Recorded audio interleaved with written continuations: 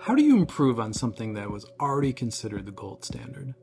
That was the challenge Nike had with the Vaporfly. And what they chose to do was strip it down to the core and look at making every single detail better.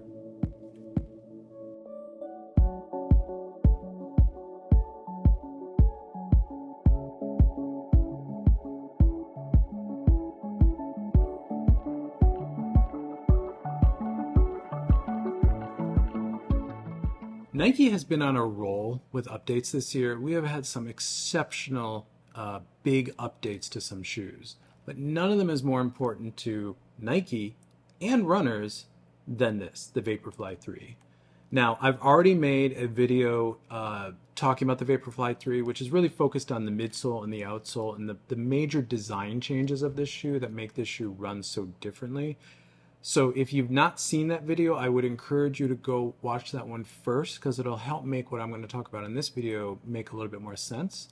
So this video is going to be focused around my initial impressions, so what it's like to run in this shoe and what I'm using it for.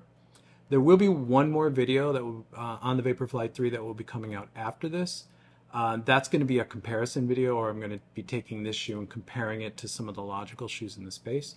So if you want to see that video, drop a subscription. It'll show up in your feed. And while you're at it, like this video because it helps this channel continue to grow, and I'll just be appreciative of it.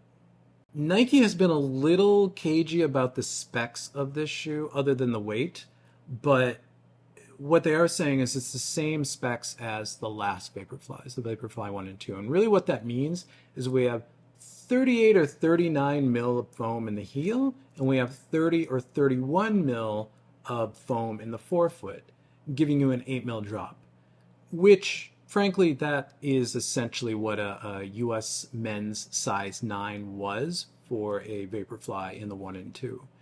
This shoe does have a little bit more foam in it because there's less rubber in the outsole area. Again, have a video on the midsole and outsole. Go check that out.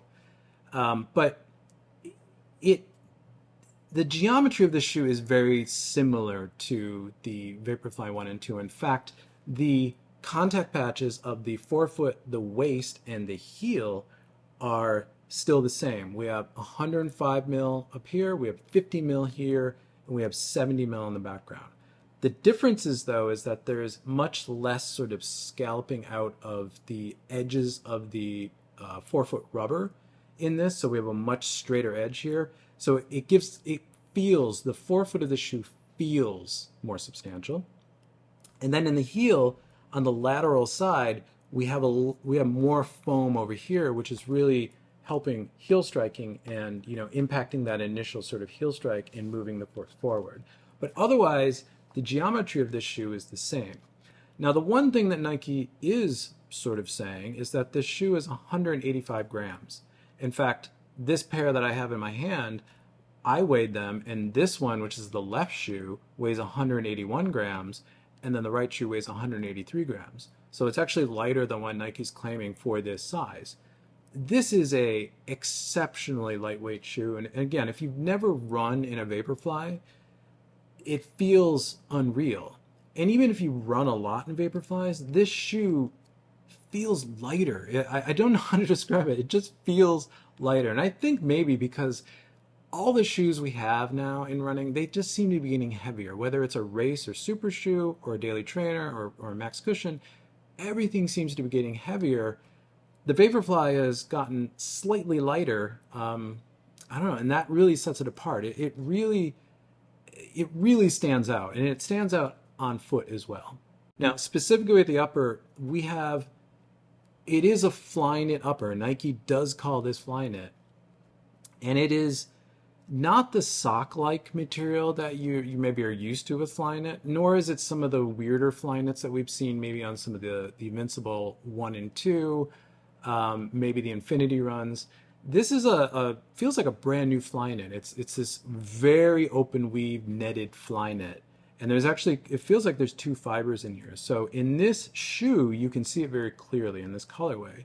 We have the pink material, which is the bulk of the material of the upper, which is this stiffer, more plasticky feeling material that doesn't stretch much, but it forms to the foot. It will wrap around your foot, but there's not a lot of stretch or give in this upper.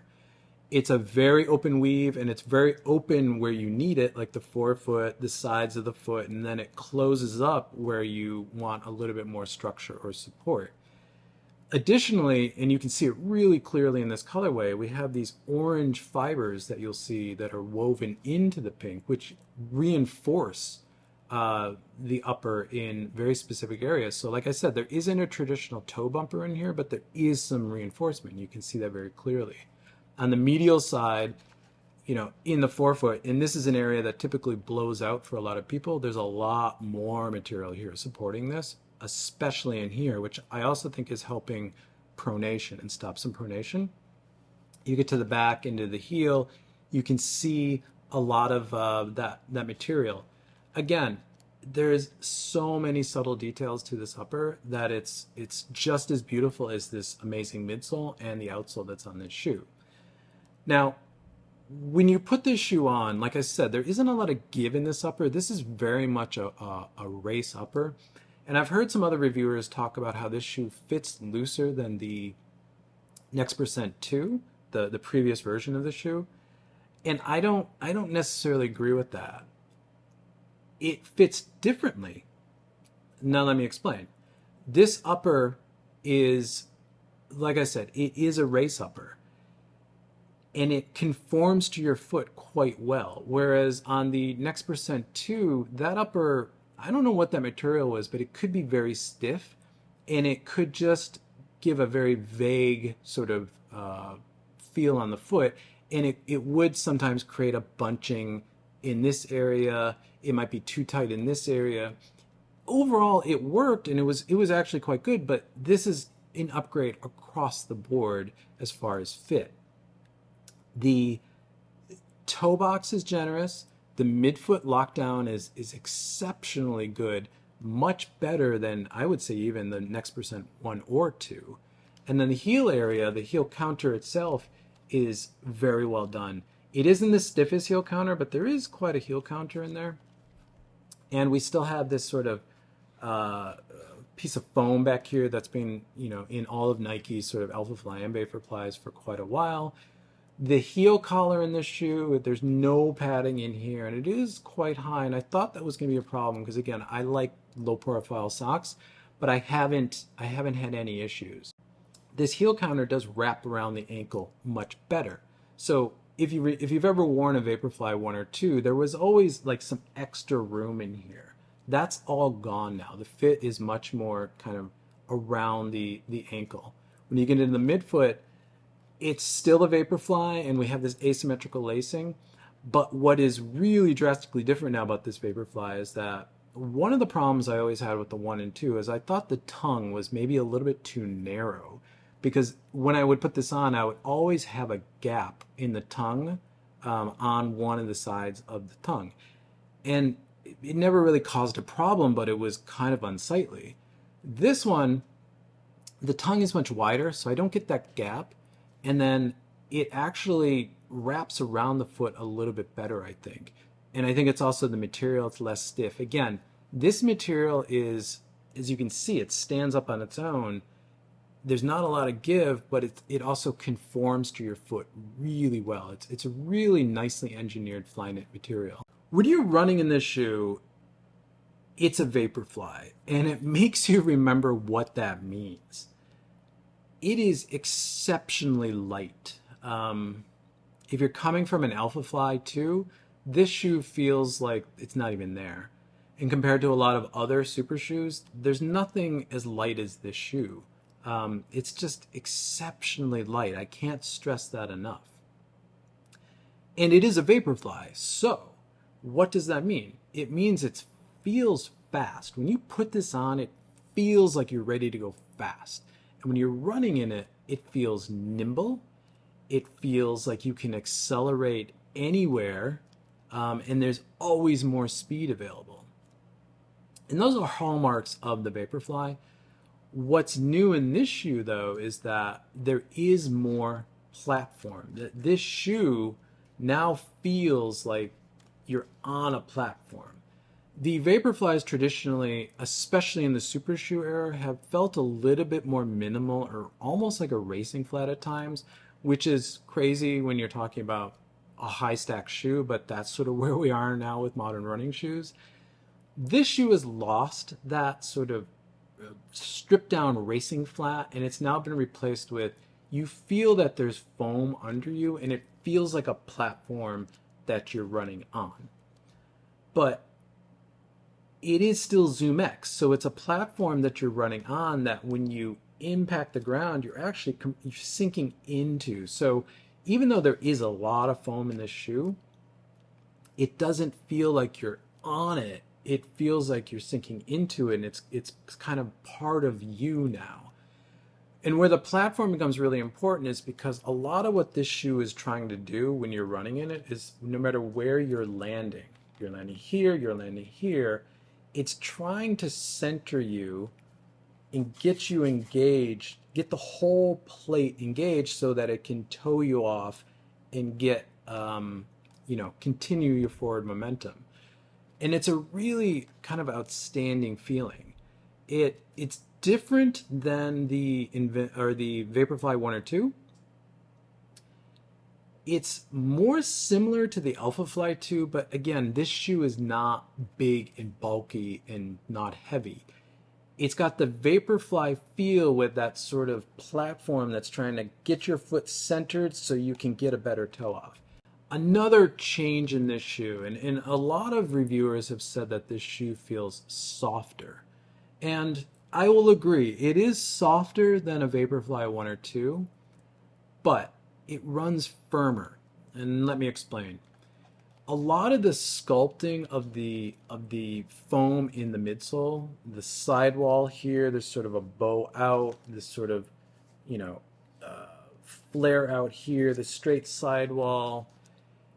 A lot of that is making the foam channel your energy again to center your foot. So while the foam is softer, you sink into this Zoom X more. The rebound is there because it's Zoom X, but there's just a much more positive feeling. There's nothing mushy about this shoe. It captures your foot, centers you, and it's getting you forward as quickly as possible. And I'm calling that firmer. You kind of have to run in it to really feel what I mean. It just is a much more positive feeling. There's no mush in this shoe. It is squishy. When you land in it, you feel the softness of Zoom X, but it's not, again, mushy, and it's not, there's no negative sort of feel to that squish. Some shoes can feel too soft. This one definitely does not feel too soft, but it feels like there's more foam and it's helping you more, which honestly, that's what I want. That's what I've always wanted in a Vaporfly. I wanted a little bit more foam. So where the Vaporfly 1 and 2 were maybe very aggressive, and they really forced you to be up on your toe and really paying attention to your stride and how your foot is impacting the ground, how your foot strike is actually working, and being on top of your mechanics at all times. This shoe has more of a middle ground now. And again, that's where I think this shoe is more versatile for more runners. If you're running and you zone out, or you're at the end of a race and you're kind of fatigued, this shoe now will not punish you. A Vaporfly 1 or 2, if you got off like really crisp, clean form, the shoe would begin to punish you for it. Which is really where an elite really benefited from the design and the aggressiveness of the Vaporfly 1 or 2. This shoe is not the same. You can zone out a bit more in this shoe, kind of like what you could in Alphafly 2. And it's going to, again, help you along. It's going to kind of guide you, center your foot, get you off, continue your gait. But if you do pay attention to your mechanics, you are present and aware with your strike, this shoe still rewards you like a Vaporfly always has, which is an amazing combination. So while yes, this may not be as aggressive as the Vaporfly 1 or 2, it still can be as aggressive, and you still can get that sort of very positive, very focused, very clean mechanics toe off that you could always get in the Vaporflies. The longest run I've done in this shoe is 14K. So over the next couple months, I'm going to run this shoe into the ground. With the Vaporfly 1 and 2, I've run in those shoes so much, I know what to expect. I know how much racing I can get out of them, and I know how much training I can get out of them after maybe I retire them from racing. This is a completely unknown quantity. I don't know how this shoe will stand out. So far in what I've run into it, there isn't a lot of wear on this. I've seen some other reviewers talk about some excessive wear in the heel, but they're generally heel strikers. I'm not a heel striker, so I'm not getting that wear, but I could see if you're a heel striker, you would get some excessive wear in here, and that is something to watch, so I'll keep an eye on that. The forefoot, I thought these waffles would get ground down quite quickly, but they're not. They're still there. We'll see, again, how well the durability of this shoe holds up.